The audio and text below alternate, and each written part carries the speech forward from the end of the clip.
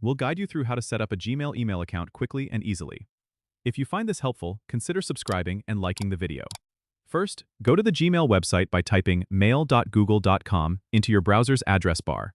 You'll see a sign-in page, but look for the option that says Create Account and click on it. You'll be prompted to choose whether the account is for yourself, your child, or to manage your business. Select the option that suits your purpose. Next, you'll need to fill out the form with your first and last name, and then choose a username. This username will be your new email address, so make sure it's something unique and memorable. If your first choice is taken, don't worry, Gmail will suggest alternatives or you can try a different variation. After that, create a strong password and confirm it by typing it again. Make sure your password is a mix of letters, numbers, and symbols to keep your account secure. Once you've filled out this information, click Next. You'll then be asked to provide a phone number and a recovery email address. These are optional but highly recommended for securing your account and easily recovering it if you forget your password. Follow the prompts to add them if you choose.